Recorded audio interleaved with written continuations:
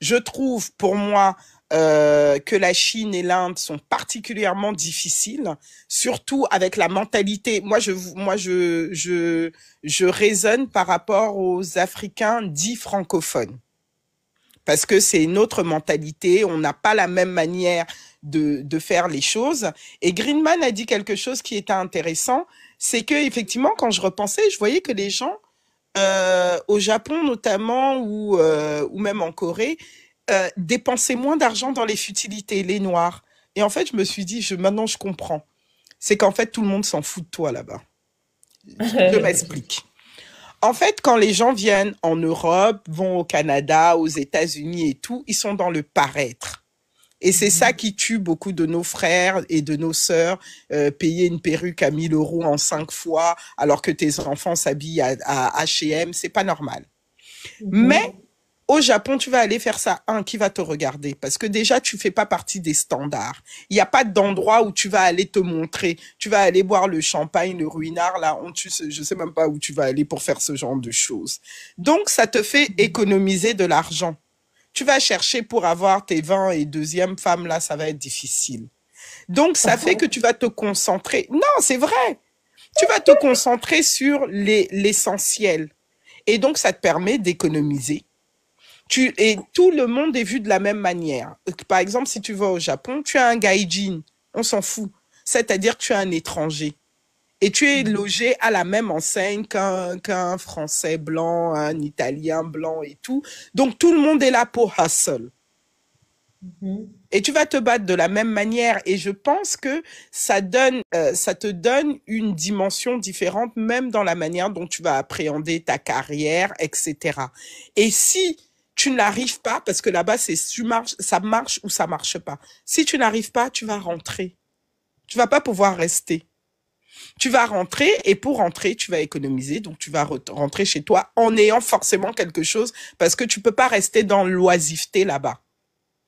Tu vas pas aller faire 10 enfants et espérer les aides sociales. Ça peut pas arriver. Donc, c'est aussi des choses qui sont intéressantes pour moi. Et le niveau d'études, le niveau technologique, quels que soient les métiers que tu vas faire, est largement au-dessus. Et il n'y a pas de barrière à l'entrée. C'est-à-dire que, il manque des personnes. Tu es bon, tu es bon. Tu es professeur, tu es bon, c'est tout. Alors que ici, il y a encore, et puis il n'y a pas de...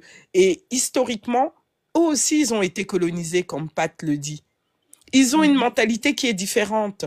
Donc, on n'est pas là, tu vas pas venir perdre ton temps avec tes choses de racisme pour pleurer tous les jours. Ah oui, les gens sont racistes, etc., etc. Donc, on n'a pas ton temps pour tes pleurnicheries. Parce que il faut dire aussi que beaucoup de nos frères et sœurs perdent du temps dans des combats qui ne sont, j'ai pas compris, enfin, dans la complainte collective, oui, je suis pas, enfin, quand tu es en migration, tu es en migration, tu as un objectif. Et je pense que l'Asie, en soi, représente énormément d'opportunités, mais l'Asie, c'est vaste. Donc, il faut étudier. Ça dépend des pays. Exactement, il faut étudier. Il y a des pays où c'est beaucoup plus difficile et il y a aussi beaucoup de pays où la population locale, une partie de la population locale, a notre couleur. Et donc, le projet migratoire de quelqu'un qui va en Asie est totalement différent de quelqu'un qui envisage l'Europe. Mais l'objectif reste le même. Pourquoi je vais? Qu'est-ce que je veux accomplir? Je veux de l'argent, je veux m'installer ou je viens à un court terme. Et je pense que pour beaucoup, c'est même plus une question de destination. C'est une question de clarté dans le projet. On a trop de frères et sœurs qui veulent juste partir du pays. C'est vrai. Et après, ils se disent, bon, quand je vais me chercher. Non, en fait. Et finalement, ils se trouvent jamais, en fait. Ils se cherchent, mais ils se trouvent pas. Oui, mais ils se trouvent pas. Toi et moi, on a discuté cet après-midi. Les gens, l'Eldorado du Canada, j'entends ça tout le jour. Je dis, qui est jamais revenu du Canada? Moi-même, j'ai regardé la personne là, j'ai dit, yes. Non. Mais Madame Aranda, je voulais vous poser une question, si vous permettez. Oui.